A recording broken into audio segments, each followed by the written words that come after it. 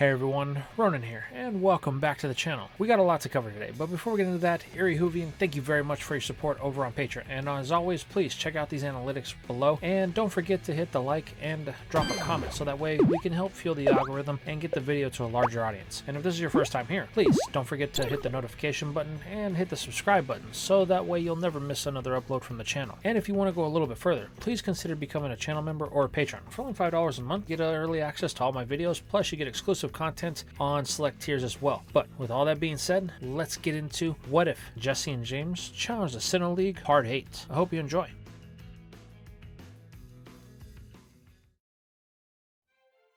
We begin today's part with James as he has arrived in a place known as Alamos Town. The purple-haired man is following the rumors of the redhead that he had battled at the north gates of Jubilife City. According to sightings and people that he had met on the road, they were headed in this direction. While purple-haired man doesn't exactly know what their game is up to, and he doesn't know why they're heading this direction, he does know one thing. There's a possibility that they may know where Jessi and Meowth are is highly likely. And after what the redhead that they addressed as Mars had done to his Pokemon, James isn't going to take it lying down, considering the only one he would ever let be that aggressive to him was Jessi herself. However, there is another reason why James has come to this lone plateau town that is surrounded by a lake, and it's the fact that it is the home of a contest. And after James's last performance in the Jubilife contest, he is really hoping to do a lot better here. But unfortunately for him, the competition seems to be fierce, as there are a lot of different competitors here that seem like they know what they're doing, and there's even a couple that even have the fully evolved version of all of the Sinnoh starters. And what's worse is this entire town looks like it's a performance center of some sort. The streets are lined with people that are trying to put on show for the tourists that come here, as there's one main draw, the Space-Time Towers, the tallest building that sit at the center of the town, and this just so happens to also be the contest hall. As James enters the small but quaint village, he realizes that this is a place where he would like to spend a little bit of time, but unfortunately he's here on much more than just personal business. It's also professional. So once he's done with dealing with the contest, he's going to do whatever he can to find out what direction that woman Mars had headed, so that way he can get his friends back. And not only that, but give Zangoose a little bit of payback. And almost as if it were to agree with the purple-haired man, its Pokeball shakes on his belt just a little bit as James proceeds into the town. However, just as the purple-haired man manages to get to the center of the festivities of the town, something happens that seems like it was highly unplanned, as everything in the town stops when a giant flash of purplish pink light happens just above it. And this is where James turns to one of the townfolk, asking if that's something that usually happens here, to which they state they've lived here their whole life and nothing like that has ever happened.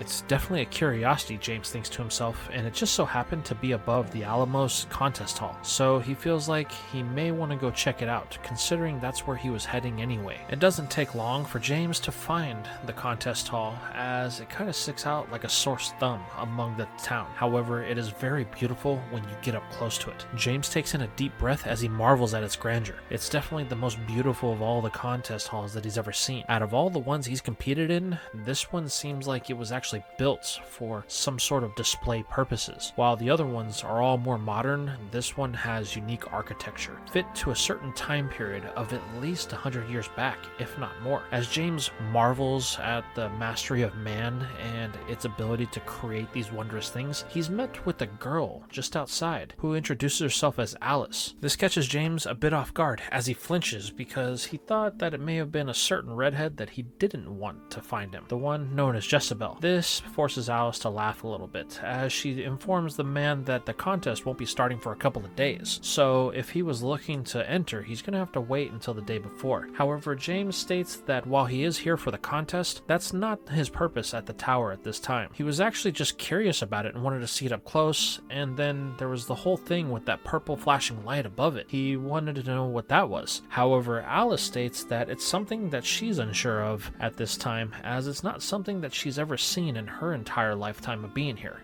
Very curious, James says. However, However, seeing how there's no answers to be found here, the purple-haired man simply decides that it's time to move on. But there's something about him that has stricken Alice, and she offers James a tour of not only the tower, but the gardens that surround it, stating that it's one of the most beautiful places in all of the Sinnoh region, and it's a place that was custom designed by her great-grandmother and the tower's keeper great-great-grandfather. Realizing he can use this as a chance to gather some intel on if maybe that redhead had been through the town, James accepts Alice's offer as he follows her into the garden just behind the space-time towers. All the while, at the edge of the city, James's greatest fear is coming to pass, as a certain redhead has managed to sniff out his scent and can feel it deep within her bones that her future betrothed is here, somewhere within the city. You see, the reason why the redhead has managed to track James down to this exact location is because of one mistake on the purple-haired man's part, and that is because of the man that he helped back in Jubilife City. You see, while he was just an ordinary random trainer, the fact of the matter is he didn't let that whole incident with those mysterious people that attacked him trying to steal his Pokemon go without being reported to the police. This is what flagged Jezebel to follow him to Jubilife City, as she had gotten wind through some of the connections that James's family had that there was a purple-haired trainer involved with helping this man recover his Pokemon. Jezebel knew instantly that that had to be her betrothed, so she went to Jubilife and got the report. Then, after poking around a little bit, she managed to deduce that James had headed north to the town of Alamos. This is what brings us to the current time, as the redhead has begun to look around the town and all of the festivities that are going on. She is beginning to notice a pattern with James, and she is highly suspecting that he is following the course of any place that has a contest hall. So with this in the back of her mind, she begins to proceed into the town, trying to find out where the location of said hall is. But unfortunately, it's going to be a little bit harder than Jezebel had intended, as the redhead finds that even though the town is vibrant with energy, not really many people have warmed up to the attitude that she has, as she demands information from them instead of asking for their help. This just gets her the cold shoulder, especially from the locals, leaving the girl shunned while she tries to figure out her next plan of action. This is where we follow up with James, as he is getting the tour of the Goaty Gardens that is just outside of the space-time towers. The purple-haired man compliments to Alice how this place is beautiful. Even though Sinnoh has such a harsh environment within the region, he didn't expect there to be places with such beauty within it, to which Alice compliments that she appreciates James' sentiment. However, that doesn't mean that it doesn't have its flaws, as it is very labor-intensive on its upkeep. Luckily, a lot of the locals like to devote their time and energy into making sure that this place stays as beautiful as it does. However, as she's saying this, something from out of the corner of James's eyes catches his attention as he turns, but there's nothing there. He could have sworn that he saw movement, but this just leads Alice to ask if he's okay, to which James says yeah, it's just his mind playing tricks on him, before the purple-haired man turns to rejoin her as they continue the tour and they make their way inside. However, from within the shadows, there is someone watching, someone that has lived in this garden since its inception over 100 years ago, and it's not too happy about that flash that had appeared in the sky. But this is where we change perspectives to inside of the tower, where Alice gets the chance to introduce her new friend James to a young, bumbling scientist that's also the caretaker of the space-time towers, someone known as Tonio. While he is the brains of the entire operation, the truth of the matter is,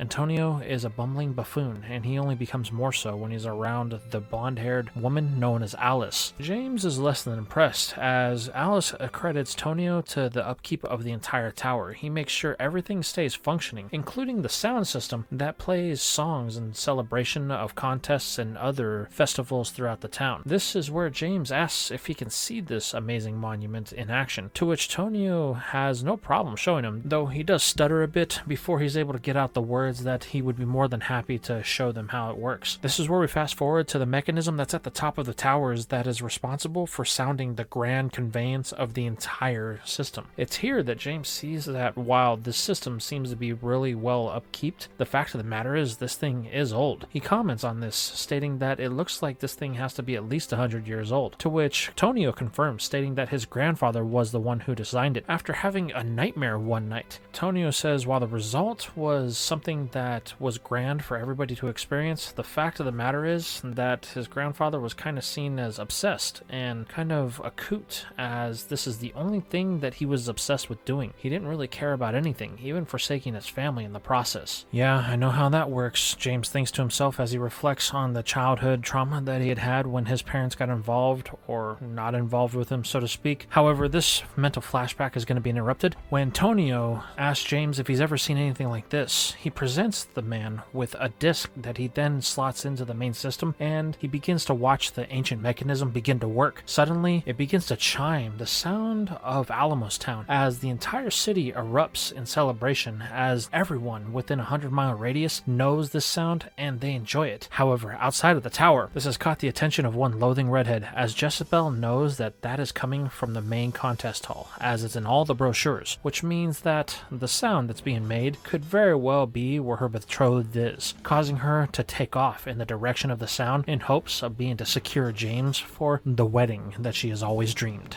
However, Jezebel isn't the only person that the sounds of the towers have summoned, as across the dimensions of space and time, one of the deities responsible for creating the universe as we know it, the one known as Dialga, has been summoned by this sound, as it has been in pursuit of the one that had invaded its territory. The dragon immediately lets out a roar of time, revealing the pathway that Dialga had used in order to escape its wrath. Before we know it, we see Dialga blast the area with a mighty roar again, only to reveal a portal has opened up, and in it is an image of the town we call Alamos. The deity wastes no time in trekking within the portal in an attempt to finally pursue its prey, so that way it can finally end this disgrace of a Pokemon that had entered its territory. As we see Dialga disappear within the portal, we shift perspective to our three favorite traveling companions in Ash, Brock, and Dawn, as they have finally arrived just on the outskirts of Alamos Town. The three are excited, as Dawn is here to compete in an Alamos contest in an attempt to win the ribbon, but unfortunately, the three have found themselves on the wrong shore, and they're going to have to take a long trek in order to get to the pathway that leads to the city. But just as Ash, Dawn, and Pikachu were all complaining because they didn't want to have to walk anymore, something happens that the three thought would never be possible. A flash of blue light erupts throughout the sky before what looks like a sphere of purple energy surrounds the town of Alamos, and it warps away, leaving the three standing there in complete and total disbelief and unsure of what just happened. While from our perspective on the inside of the bubble, everyone had felt that tremor as the entire city had shook at the energy that had engulfed it before making it vanish. This causes James, Alice, and Tonio to run outside as they're unsure of what just happened. But as they look, the sky is just a cloudy, murky with random bits of pink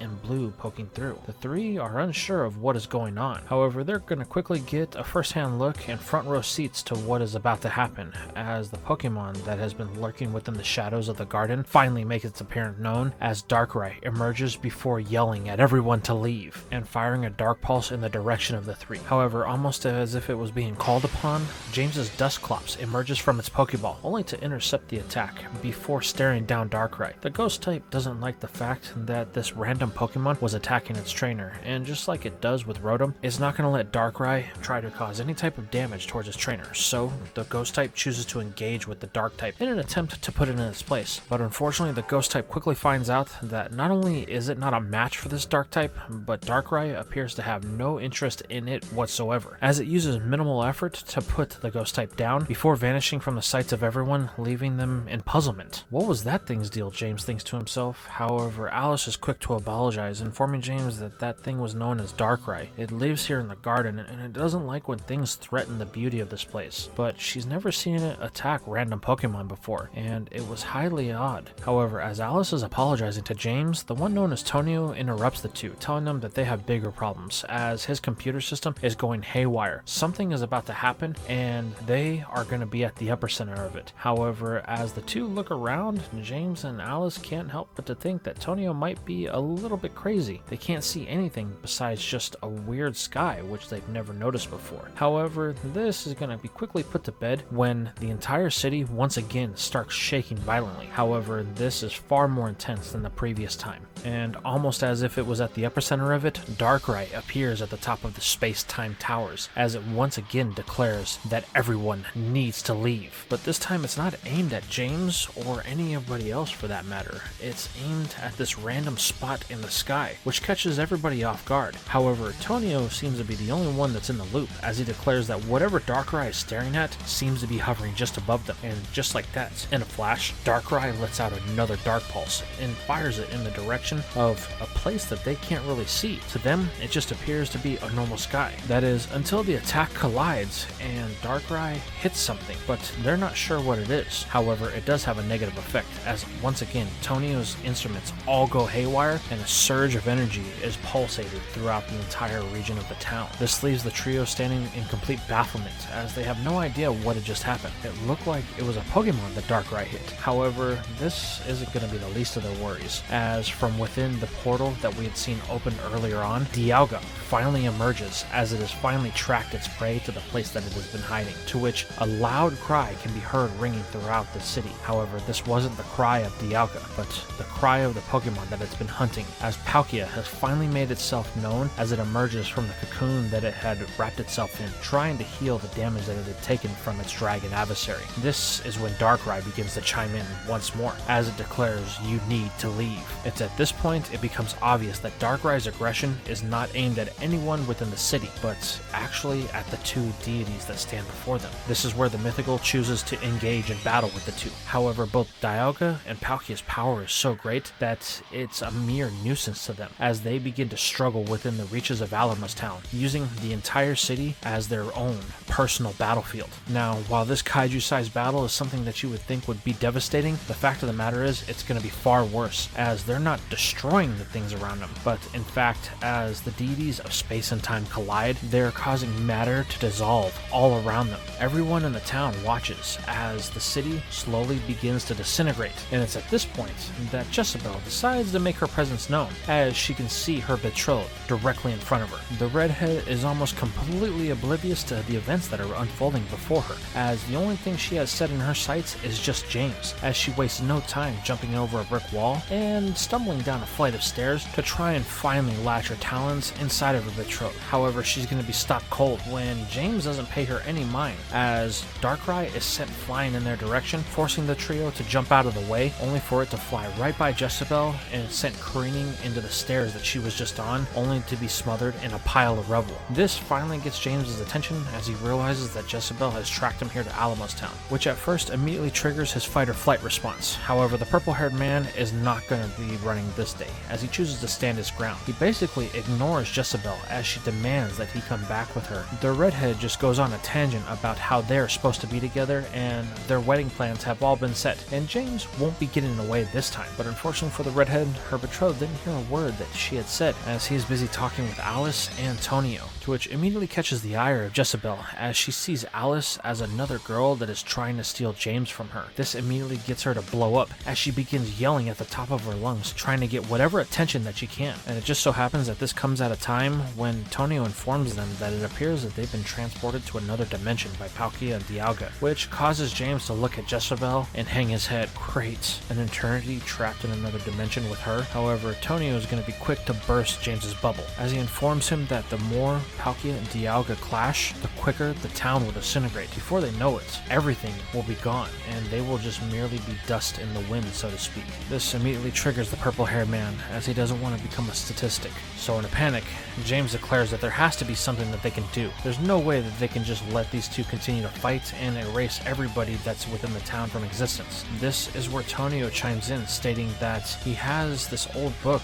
that his great-grandfather Grody wrote, and within it he had spoke of a nightmare that he had had about two clashing beasts and the town of Alamos being erased. I wonder if this is what he was talking about, to which Alice says her grandmother had told her about this once, and that's the reason why Grody had spent his whole life obsessing over the construction of the space-time towers. It was supposed to be a way to calm the beasts. This is when Alice remembers back to her childhood when her grandmother had played a song while using a leaf. If she recalls, it was something called a Bracion, and it was used to soothe the wild Pokemon within the garden, and it even brought Darkrai to a calmness that she had never seen before after it had been attacked one time by some poachers. It's here that things click. Tonio remembers that there is a specific music disc in the archives of the towers, one called a Bracion. This must have been the reason why the towers were built. So do you think that this disc may be what it needs to actually do something and soothe these savage beasts? James questions, to which Tonio says he doesn't know.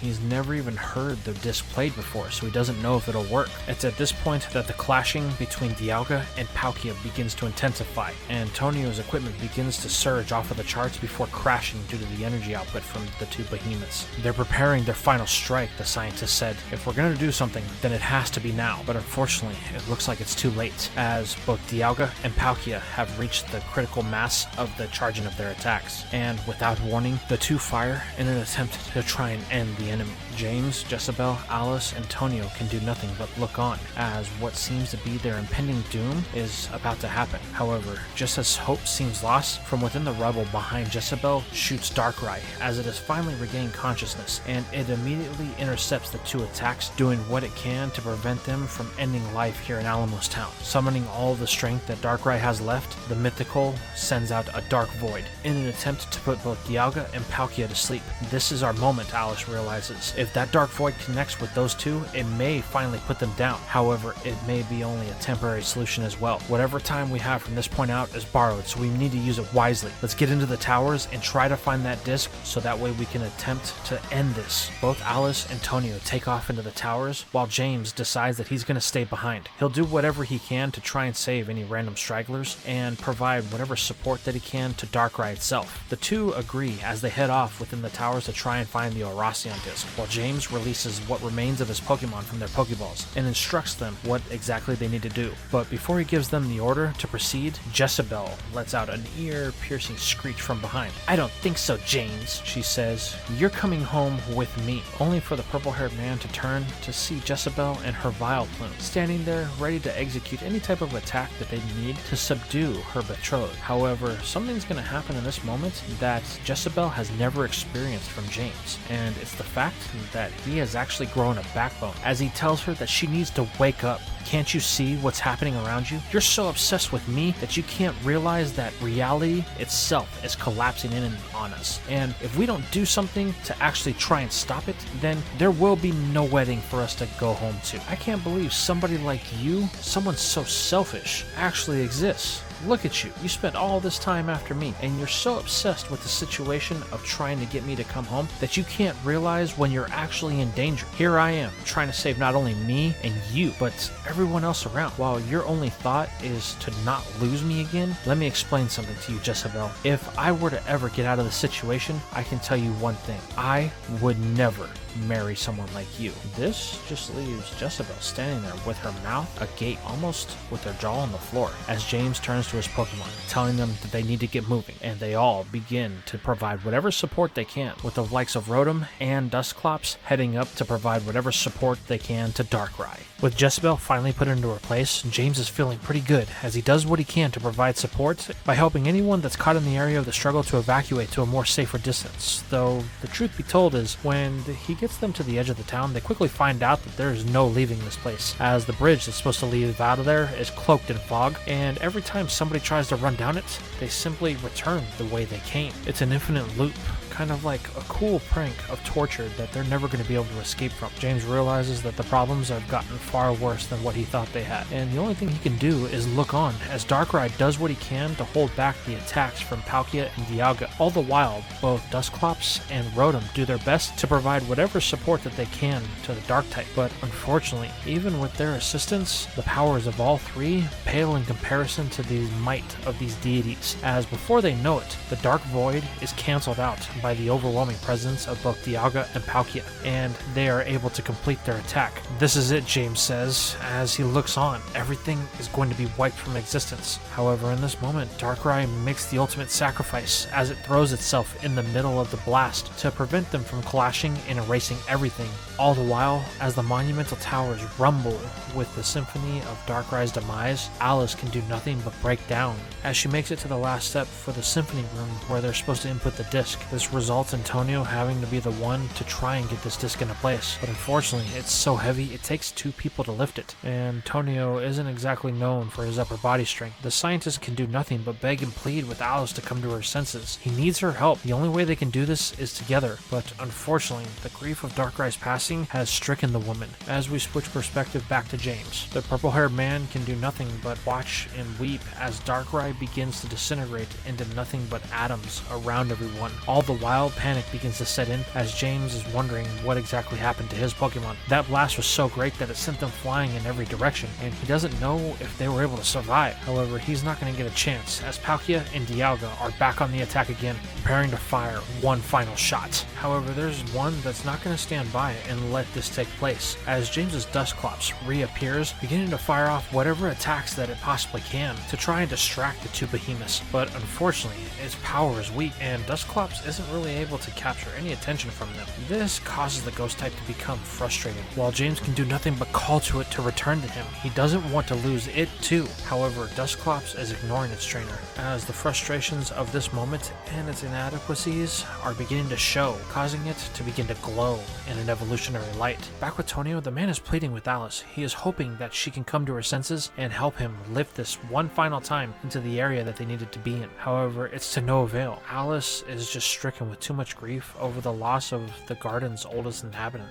That's when he spots the flashing light from outside, and Tonio thinks that they're too late, as the final attacks from Palkia and Dialga have finally collided. The man can do nothing but sit and watch next to Alice as she falls into a pit of despair. "It's okay," he says as he pats her on the head. "I don't blame you for any of this." However, something peculiar happens as the light begins to fade. He realizes that wasn't the light of destruction that was happening. It was something more, a new hope, as he looks out to see a Pokemon known as Dusknoir taking on the two legendary deities. However, that's not the most odd thing that's happening right now, as the disc that Tonio is having so much trouble lifting is beginning to levitate on its own. Then, across the front of it, a face appears, only for Tonio to realize that it's a Rotom, the same Rotom that James had released from its Pokeball. It must have got pushed into the tower by that last blast. The ghost type has possessed the disc and begins to levitate with it. At this point, Tonio knows that this could be their only chance. He pleads with Rotom to put the disc inside of the docking station. If they don't, then everything will be lost. The ghost type, although mischievous, understands this, so it quickly does as asked, levitating the disc into the device. However, there's something that is going to be evident as a major problem in this instance, and that's the fact that there's not enough electricity to actually power the symphony board, which is going to result in the towers not being able to activate. This is where Tonio drops to his knees next to Alice, finally feeling the despair that she is, as all of the effort that they put in is for nothing. However, it's here that he hears a very ghostly giggle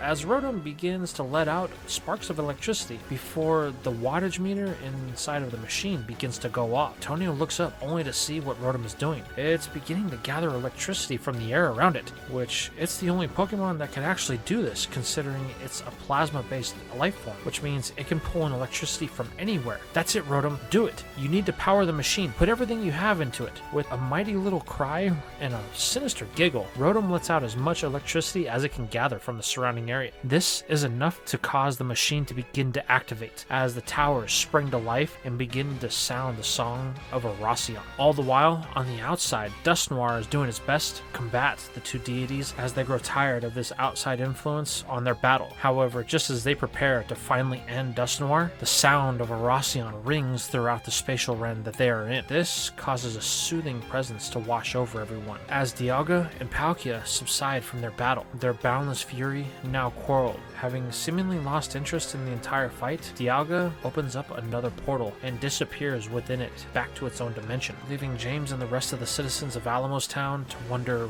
what is going to become of them. However, they're not going to have to wait long, as above them, Palkia lets out a mighty roar before a flash, and the town is erased from the spatial realm that they were trapped in, only to reappear in the place of its birth, the cliff sides that they were built into so many centuries before. Looking up, James couldn't be happier to see the daytime sky, as Dusknoir, Zangoose, Carnivine, and Breloom all return to his side. The purple-haired man is happy to see his Pokemon. However, there is one that is missing, the one known as Rotom. This is where James begins to panic, looking frantically for his Pokemon. However, it's to no avail. That is, until Tonio and Alice reappear. However, they're not alone, as Tonio's Drifloon, Drifblim, and Alice's Chimchar accompany them, along with a Pokemon that James has never seen before. tower. It kinda looks like an electric fan. However, Tonio sheds some light on this, telling James that this is his Rotom. It was the Pokemon that helped him out in the tower and provided the power to activate the space-time towers so that way a Rossian could be played. But after it was done possessing the machine, it decided that it wanted to possess a random house fan that was sitting up there inside of the tower that kept everybody cool. And now it's just taken on this form. James uses his Pokedex to figure out that this is something that Rotom can do, and it's managed to change his typing to an electric flying, to which the purple-haired man is surprised. He didn't know that Rotom could be so versatile. He asks Rotom if it wants to stay in this form, to which the Plasmamon cackles as it's really enjoying itself at this current time. Well, James isn't going to fight it, so he decides that he wants to recall it. However, it's in this instance that something happens. As he recalls all of his Pokemon, Zangoose takes off running. James calls it back,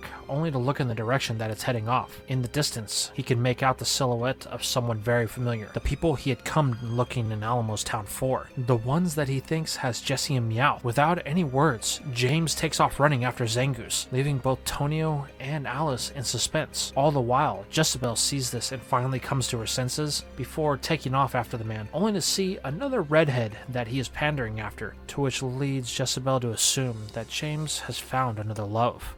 Now we slide over to Jessi, in the moments right after she had just entered the Pokemon Center and gotten into Meowth's room after winning her third badge of the Sinnoh region. The Scratch Cat is laying right on the bed, telling her that she is a selfish person. This immediately gets a reaction out of Jessi, and she starts to argue with Meowth, telling him that he has no idea what he's talking about. However, the Scratch Cat immediately fires back, stating that all she could think about is getting those stupid badges, and the reason why he's in this hospital bed is because she abandoned him in the Valley of the Windworks, and when he got ambushed, she was nowhere in sight to save his tail. I thought we were a team, Jessi, but it seems like you have other things on your mind besides having my back, unlike all the times that I've had yours. This immediately causes Jessi to get quiet for a moment as she contemplates what Meowth just said. There is some truth to what the Scratch Cat states. After all, she did choose to go to Orberg City to get a badge, only to come back and find him nowhere in sight, and then when he was in the hospital here in Hardhome City, she decided to go get another badge because she didn't know what else to do. But after a moment of contemplation, Jessi decides to stick to the same defense she used before. After all, Giovanni was the one that ordered her to blend in and to capture the gym badges of the Sinnoh region, so that way they wouldn't draw any unnecessary attention to himself. However, Meowth states that it wasn't supposed to come at the cost of their cover or their security. This immediately gets Jessi's attention as she asks, "What do you mean, our cover? How do you know it was blown?" The Scratch Cat states that people who attacked him knew exactly who he was, and they were asking specifically for you and James. This triggers something to Jessi. "What do you mean they were asking for me and James?" To which Meowth says, "Yeah,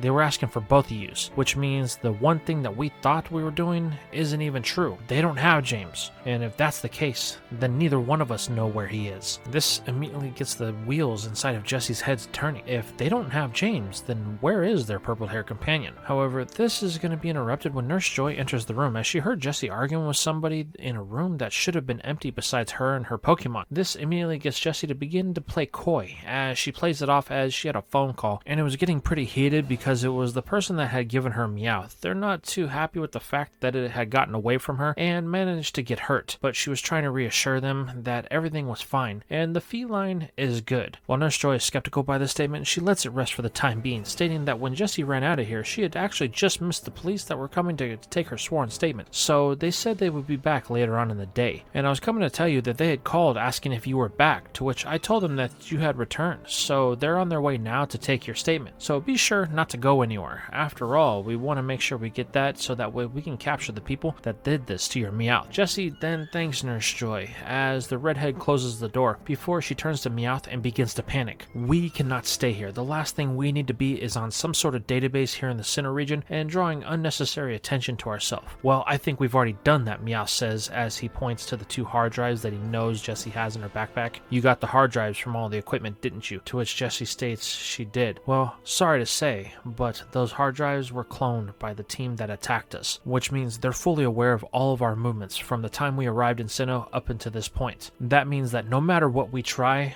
our mission has already been compromised. We're starting this off worse than when we went to Hoenn." While Jessi doesn't like this revelation any more than Meowth, she still reiterates the fact that they cannot stay here. They have to get as far away from Hardhome City as possible before anybody shows up, whether they be friend or foe. Yeah, well, it's not like we can just walk out of here. After all, somebody's gonna notice a Meowth in a full body cast and a redhead with an attitude very easily. This immediately causes that vein to burst from Jessi's head as it's getting ready to explode at the snarky comment that Meowth just made. But she knows the feline is right. They're gonna have to figure something out if they hope to get out of here without being detected. It's at this point that Jessi begins to think, hitting herself in the head, trying to force any type of idea to the surface. And this is where Meowth begins to comment that this entire interaction is exactly how it feels whenever he's dealing with her. This causes Jessi to become even more infuriated, to which Meowth notices this and doesn't stop, continuously berating the redhead until it triggers something from her that has never happened. She pulls a Pokeball from her belt and throws it at the Scratch Cat, who is unable to defend himself, and she actually captures it, to which the only reason she had done this in the first place is because she wanted to silence his incessant nagging, as it was really giving her a headache and she couldn't think of a way to get them out of here. But luckily for them, it seems like in the spur of the moment decision, she has come up with a solution that will make it 10 times easier for them to slip through the cracks without being detected. Realizing she can't waste this opportunity, Jessi immediately begins to gather everything within the room that's of importance, doing whatever she can to erase any trace that they were here. And as the redhead begins to rummage around, she opens one of the closet doors and finds something that could provide an assistance in her escape. A lab coat that makes her look like one of the hospital staff. With a smile on her face, Jessi dons the coat and grabs the Pokeball that Meowth is currently in that's sitting on the bed, and she begins to make her hasty escape, trying her best not to draw any attention to herself as she slowly makes her way to a side door and skips out before anybody notices that she's gone. All the while in the main entrance, the police have finally arrived to get their statement from the redhead about what had happened at the Valley of the Windworks. Officer Jenny is leading the charge and she wants answers because of the damage that was done at the Windworks is very substantial, and she feels like Jessi may have more information than she's leading on. However, as the blue-haired woman bursts into the room, it is completely empty. Even the Meowth is gone. Sound the alarm, telling Nurse Joy that they need to close all exits to the Pokemon Center. However, this is when a very stern man steps out from within the shadows, telling them not to even bother. Their perps have already beat the scene. Looker, sir, I didn't know you would be attending today, as she stands at attention with a salute. However, Looker tells her to at ease, to which allows Officer Jenny to breathe a sigh of relief. However, she immediately questions. She didn't know that the International Police was going to get involved with this. However, Looker tells her that whatever they have stumbled on in the Valley Windworks is far bigger than anything that her local jurisdiction can handle. So, as of right now, he needs her to turn over everything she has on the investigation, as the Gumshoe believes that what they've stumbled onto is a multi-regional problem. Officer Jenny immediately tells her subordinate to go get everything that they have and bring it straight into the Pokemon Center, as Looker needs to be debriefed right away. As the Interpol agent prepares to get himself caught up on the situation at hand, we move over to Jessi as she is making her way to the outside of the city. However, there is a slight problem. There is a large police presence within the city. This forces her to head south, as it's the only clear route she's able to determine that doesn't have any prying eyes on it. But unfortunately for Jessi, there is one thing that she's going to have to deal with by heading this route. This part of Sinnoh is mostly uninhabited, and it's for a very specific reason. But unfortunately for the redhead, this is something she didn't get a chance to take into account, as she didn't exactly have time to plan her escape route. So this is going to lead her into a forest that is very dark and very damp, which causes Jessi to immediately begin to complain, as all around her is nothing but insects and grass-type Pokemon. While normally this isn't something that the redhead is creeped out by, the fact of the matter is they still have business that they have to attend to. Everything that Meowth had said about their hard drives being copied and this other organization being aware of their presence, and the fact that they were asking for both Jessi and James. There's a lot to unpack here, and the redhead doesn't know where to start, but unfortunately she's gonna have to pick a direction. However, there is one thing she knows. She has to get as far away from Hardhome as possible, and these woods, even though there's something that she doesn't want to be in right now, are going to provide the perfect cover for the redhead to get away, as she treks deeper into the wilderness to try and cover her tracks. During her trek through the thick foliage, Jessi contemplates letting Meowth out of its Pokeball,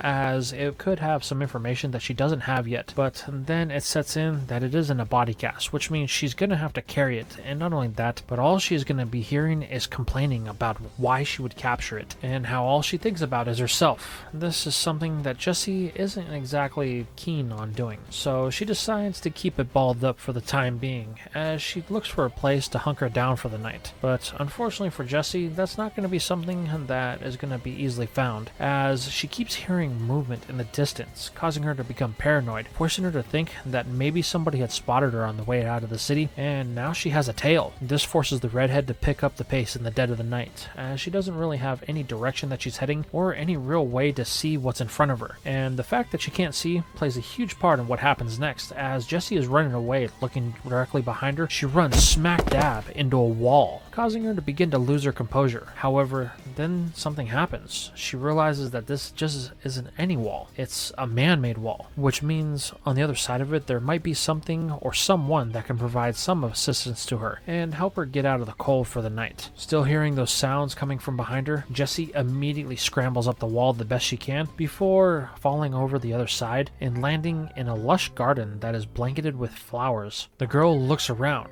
However, she is pleasantly surprised by what she sees on the other side of the field. There seems to be a large mansion and the lights are on, which means somebody is home. Hopefully, whoever it is friendly and is willing to take in a lone straggler that is lost and hungry. Thinking fast to come up with her best sob story, Jessi then treks forward in hopes that whoever is home is going to buy whatever lie she is about to tell them. Jessi slowly begins to slink across the field of flowers, making her way to the very extravagant mansion. The redhead is hoping that this is going to be her salvation in this very dreary wilderness that she has been trekking across for the past several hours. But as she gets closer, she begins to notice something. It looks like there's some sort of party that is going on inside. And it's not just any party, but it seems like there's a lot of Sinnoh's elite here. And it even has some Officer Jennies from across the region. This immediately causes Jessi to stop in the pitch black darkness, as she doesn't want to draw any attention to herself. She was really hoping that she was going to be able to have a warm bed to sleep in tonight, but this is the absolute worst case scenario that she could think of. However, the grumbling in the redhead's stomach is going to cause her to think twice about this, as she figures maybe she could just pop in to try out the hors d'oeuvres, as she really wants to get something to eat. However, this thought process is going to be interrupted when a flashlight is shined upon her, and she immediately unfreezes before taking off into the darkness, with two of what looks like to be security guards chasing after her, trying to find out exactly who was outside, as there was supposed to be nobody out there considering that the party was inside. They were just trying to round up any stragglers just in case they had gotten lost. However, they weren't really armed security guards, they were just peoples in costume, because the one thing that Jessi didn't stick around to find out was that this is one of Sinnoh's annual costume parties that is held every year by the extravagant Mr. Backlot, as he likes to take the time to show off not only his mansion, but what he calls his trophy garden. But unfortunately for Jessi, because she didn't stick around to see anything, she's not going to get a chance to experience all the benefits that it comes with this party, which could have included even a nice warm bed that she was dreaming about, which the redhead is loathing as she treks deeper into the Sinnoh wilderness, trying to escape from anything that may be pursuing her. Eventually, it gets to the point to where Jessi can't move anymore, and she has no choice but to stop for the night. She's so tired that she forgoes to even build a fire and would rather just lay shivering and shaking inside of the cold Sinnoh nights in this marshy swampland. But unfortunately, Jessi isn't going to get any of the peace and quiet that she was hoping to get as she dozes off to sleep, as the wilds of the night are beginning to poke and prod at her, as with every twig snap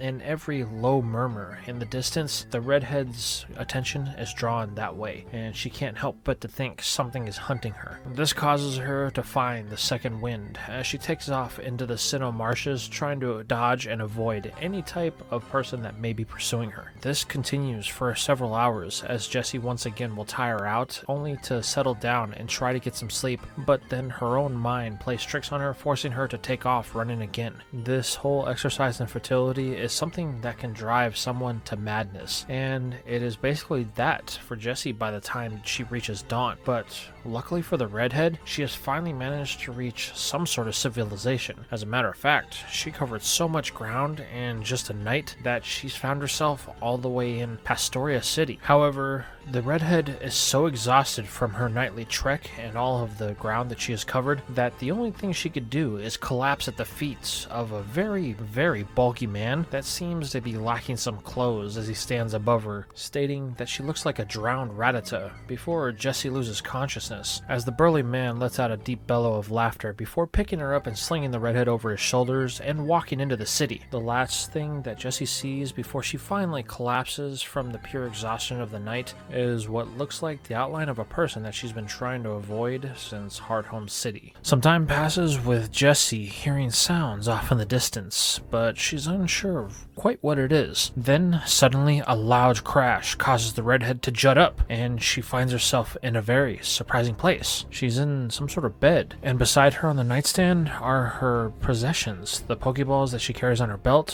her glasses that she's been carrying with her, and not only that, but her bag, and most importantly, the badges that she has won, as the case is wide open, like somebody was looking at it. However, this is the least of Jessi's concern, as she feels a loud tremor shake the entire room that she's in, followed by another loud crash. This causes the redhead to stand at attention as she believes that she is under attack. However, what precedes the crash and the trembling is laughter, which causes her to become a bit confused as she's still a bit dazed from her trek through the Sinnoh wilderness. And because of her challenging attitude to try and brave the outdoor Sinnoh climate at night, she is still feeling quite fatigued as she hasn't had a proper meal in, well, she doesn't really know how long. As a matter of fact, she doesn't know how long she's been asleep here. For all the redhead knows, she could have been captured by the enemy, which causes her to begin to pick up everything that's laying on the nightstand beside her and ready Mega's Pokeball, as she knows she's going to need to make a quick escape once she gets outside of the door. However, as she goes to place her hand on the knob to open up the door, another tremor shakes throughout the building, causing Jessi to become even more concerned. But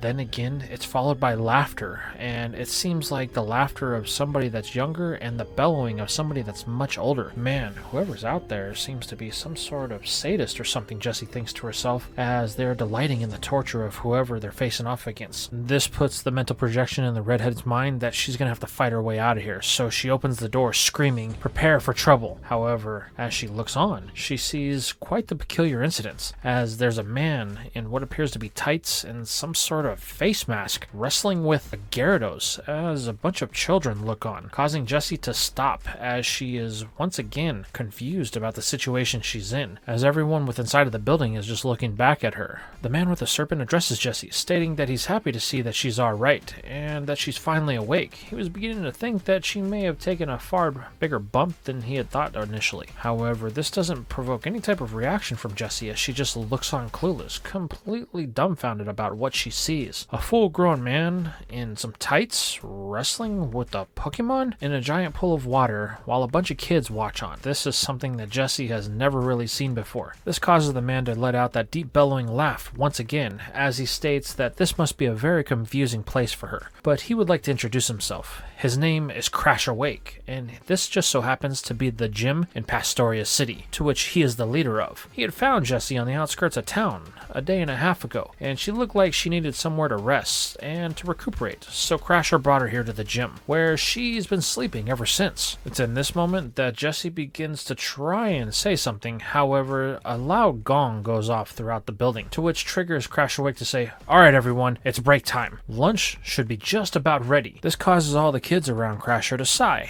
as all of them wanted to see him provide more entertainment with his Pokemon. They were really enjoying what could have been perceived as somewhat of a brutal scene with Crasher wrestling with his Gyarados. However, as the kids begin to flock towards the food cart that's at the opposite end of the pool so that way they can get their lunch, Crasher approaches Jessi, who's still standing there completely speechless. "I see you haven't quite recovered yet. You look pretty weak. Tell me, are you hungry by any chance?" This causes the redhead to merely nod as Crasher steps out of the way to reveal the food cart at the under end of the pool. "You're more than welcome to help yourself to anything at the cart," to which Jessi doesn't even hesitate, darting for the cart, leaving Crasher in a wake of dust. Jessi immediately reverts to her inner 6-year-old child as she begins to push everybody away, trying to fight for whatever food she can, biting anything edible that moves. This causes Crasher to let out another one of his trademark bellows as he joins the redhead. "I can tell that you're quite hungry, but you might want to pace yourself, or you can make yourself sick." This causes Jessi to pull back a bit as she gulps while looking at the big burly man before nodding slowly. It's here we flash just a couple of minutes later as everything has finally calmed down and the food cart attendant has finally gotten a chance to breathe a sigh of relief after everybody has been served their meals. This is where we cut to Jessi and Crasher as they're sitting at a table while the other kids all eat and play, waiting for the second part of Crasher's show to start. This is where the redhead begins to have the first set of words with Crasher as she asks exactly what is going on here, to which the man happily tells her that this is one of the things he does in his spare time when he doesn't have any challengers at the gym. He likes to put on shows for the kids and show him just how strong humans and Pokemon can be and provide entertainment. For me, it's just all good and fun, and it allows me and my Pokemon to get some much needed exercise in. But for them, it's a spectacle, a grand performance that they will never see again in their lifetime, and it allows me to provide something that they may be lacking otherwise. This is where Jessi gulps down her food, asking if he really is the gym leader of this gym, to which Crasher confirms, stating that he's been here for quite a long time, and he quite enjoys his role as a gym leader because he gets to see plenty of people come and go, whether they be challengers or just random passerbyers. But this is when the gym leader gets a twinkle in his eye as he stares Jessi down, asking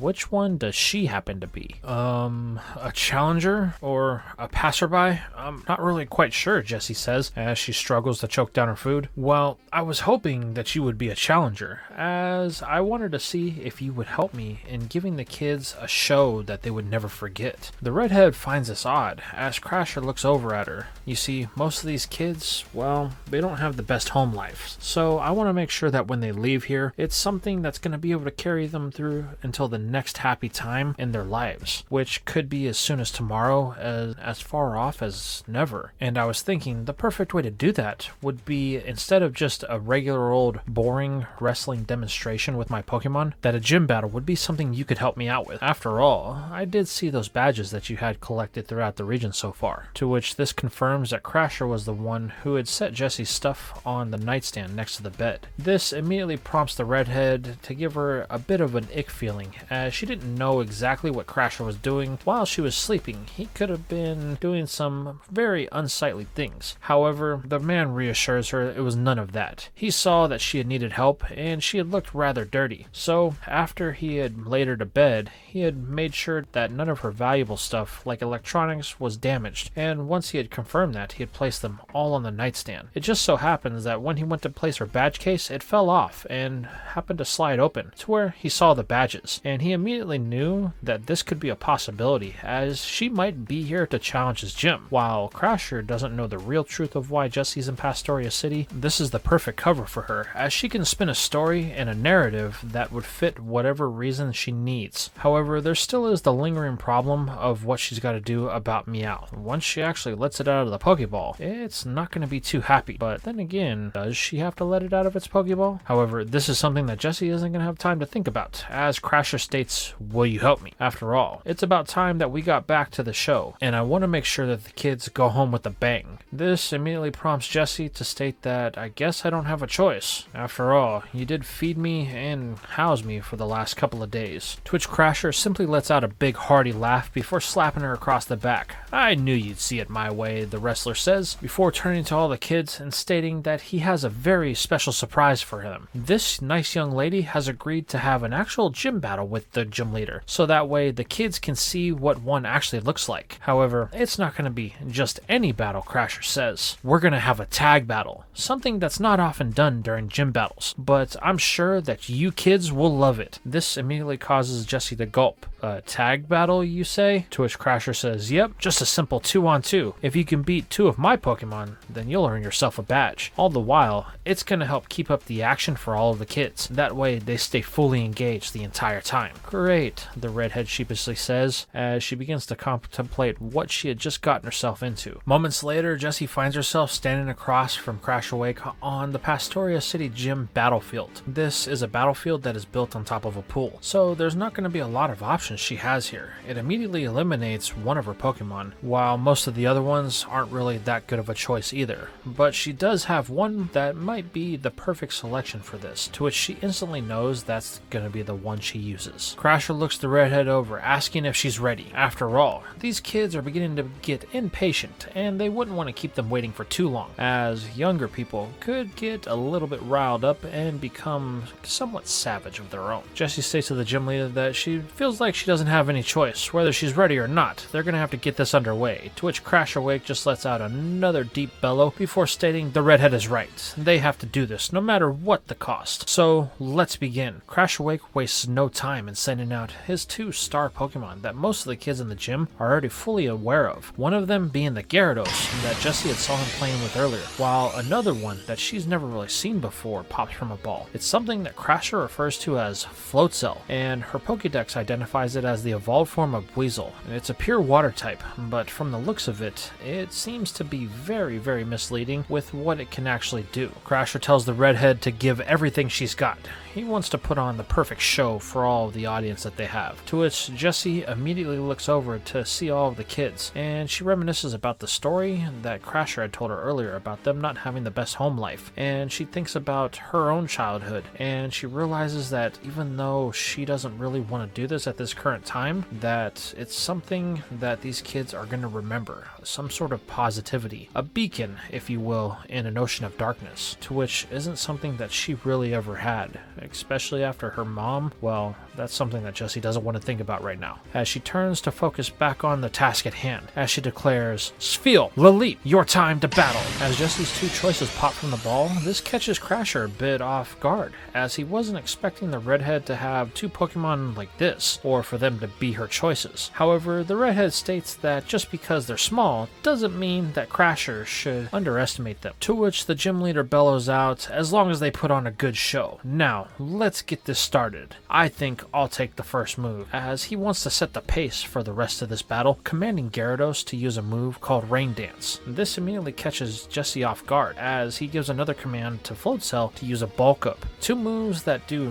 nothing relative to the current time, but Jessi sees this as a free opening, to which she wants to take advantage of. She commands that Spheal use an Ice Ball, while Laleep tries an Acid, to which they both manage to connect with Gyarados, as that was the only focus of Jessi, as she thinks that's the biggest threat. However, she's about to find out that just because Gyarados seems like it's the scariest doesn't mean it actually is, as on the retaliation, Crasher Wake decides to get things going as he commands Float Cell to use a move called Razor Wind, while he tells Gyarados to use a move called Twister. These two move perfectly in sync as they combined into what seems to be a Hurricane Gale Force wind that consumes both of Jessi's Pokemon, sending them immediately into the gym wall, causing the redhead to think that she had just lost. However, much to her surprise, both of her Pokemon manage to stand up, even though they're a bit wobbly, while gasps of complete and total shock pan across the audience, as all of the kids didn't think that Crasher would be so brutal. Jessi just stands there in a complete stunned silence, causing the gym leader to whisper to her over the roars of the crowd, "Hey, remember, put it on a show here, so you need to stay engaged, or they're gonna lose interest. You gotta keep going, so that way the kids have something to remember." This immediately shakes Jessi out of her funk, as she was just trying to take in everything that had just happened. But the redhead isn't going to waste any more time, as she tells Spheal that they need to get back into this, so she commands for it to use an Aura Beam, while she immediately tells Laleep to try Ingrain. While the Aura Beam is successful in firing, it is immediately countered by Gyarados, as it uses an Aqua Tail to bat back the Ice-type move, preventing any serious damage to it and Float Cell. However, there is going to be a problem when it comes to Cradily, as the Grass-type can't really do anything,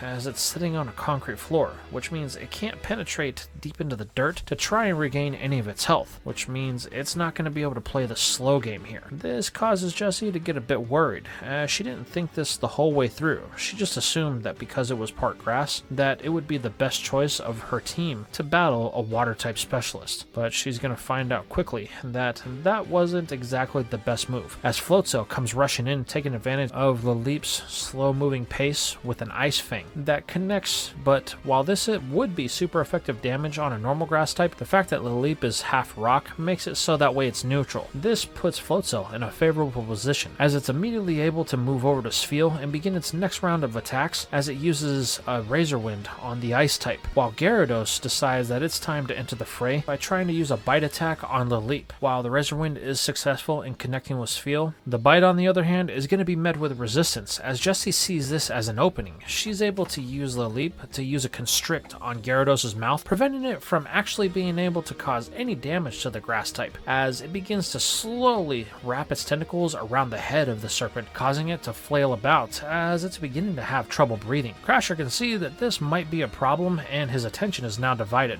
which is exactly what Jessi wanted, as she tells Laleep to lock its suction cups all around Gyarados so that way it can't be knocked loose. While on the other hand, Spheal is finding itself in quite the interesting position, as Float Cell is wide open, as Crasher has put all of his attention solely on Gyarados. This allows Jessi to begin charging an ice ball that connects with the water type, sending it sliding back ever so slightly. This causes the crowd to respond as it immediately notifies Crasher that Floatzel is under attack, as it once again takes a second ice ball. However, the gym leader isn't going to take this lying down, as he orders Floatzel to use another bulk up in an attempt to raise its defense and prevent any serious damage. All the while, in the background, Gyarados is still flailing about with Cradily, trying to get the grass type off of its face, as it can now no longer breathe or really see anything. That's it, Jessi says. Just a little bit more. Laleep, don't give up. Use a bullet seed on Gyarados. As the serpent begins to flail about, its movement slowly starts to come to a stop, as the lack of oxygen is preventing it from being able to move. This is where Laleep begins to pelt it with the bullet seed, one after another in succession, causing damage to slowly rack up on the serpent. All the while, Floatzel has completed its bulk up as it took the second ice ball, while Seville is in the process of charging a third. However, Crasher isn't going to let this go down without causing some damage of his own, as he tells the water type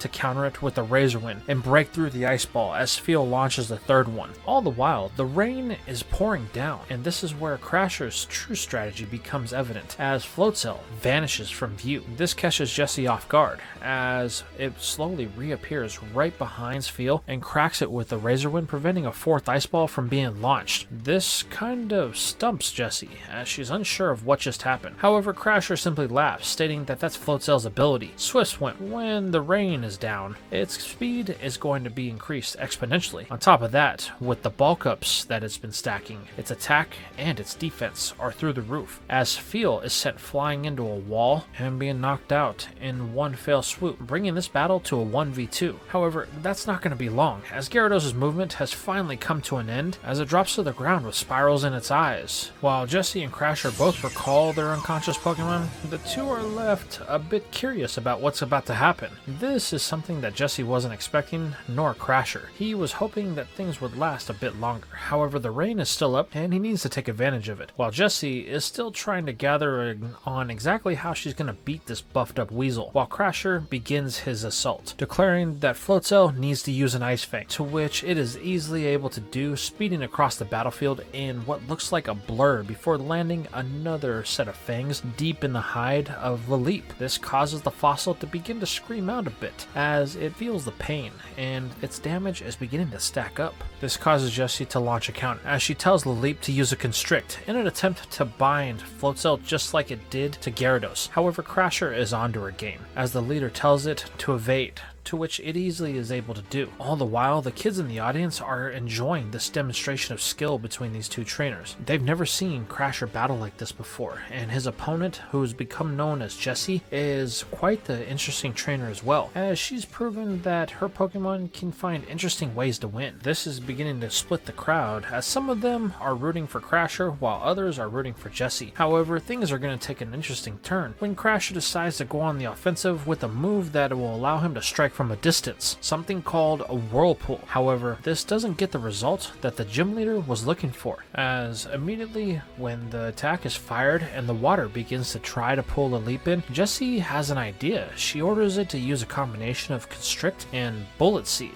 This allows the fossil to fixate itself to the platform that it's on, while the Bullet Seed is fired into the whirlpool that is still above the water. Crasher begins to think that Jessi may have finally messed up here, as he can see that Laleep is going to be unable to maintain this for very long, as the whirlpool slowly begins to descend into the pool of water that is in the middle of the gym, and it slowly begins to pull Laleep to the edge. However, this is where he's going to notice that his thoughts on Jessi's strategy may have been premature, as one of the bullet seeds that Laleep had fired is now thrown from within the whirlpool and strikes Floatzel before another one and another one and another one, and these are thrown at high rates of speed that are beginning to cause damage to stack up on Crasher's last Pokemon. He immediately tells Floatzel to begin evading it, to which the Weasel does once more, causing it not to take as much damage. However, Laleep isn't letting up on the bullet seeds, as Jessi is just commanding it to continue firing, so the seeds are beginning to pepper the entire surrounding area as they escape the whirlpool. While Floatzel is fast, it can't exactly teleport, and even though it's able to dodge some of them, The fact of the matter is, it's going to continue to take these bullet seeds as they're thrown from within the whirlpool as it slowly descends. Just a bit more, Crasher thinks to himself as Credilli inches ever so closer to the edge of the platform. At this point, it's going to be a war of attrition to see who can keep up this the longest. Credilli and its ability to stay fixated to the platform that it's on, or Floatzel and its ability to dodge the bullet seeds that are being thrown its way. But unfortunately, it's not going to have to wait much longer, as Floatzel ends up catching itself in the crosswinds of the whirlpool, and 2 of the bullet seeds come spewing at it from within,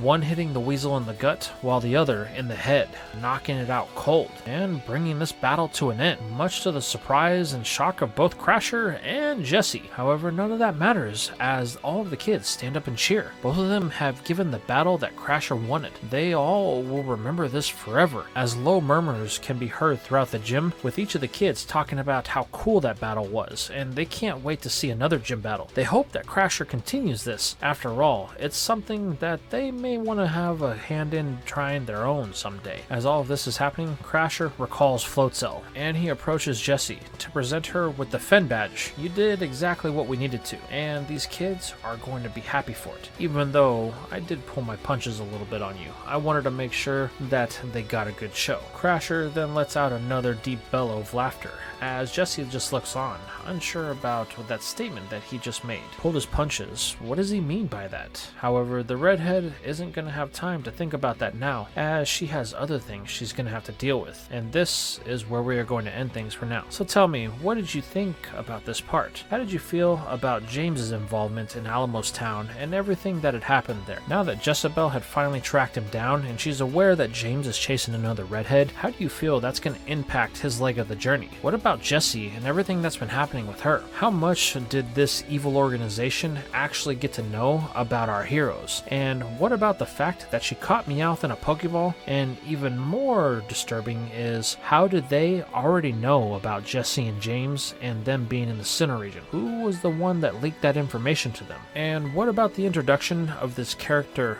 Looker? Or Jessi's gym battle with Crasher Wake? Was he really holding back, and is that going to have implications going forward for Jessi? Let me know what your guys' thoughts are in the comments down below.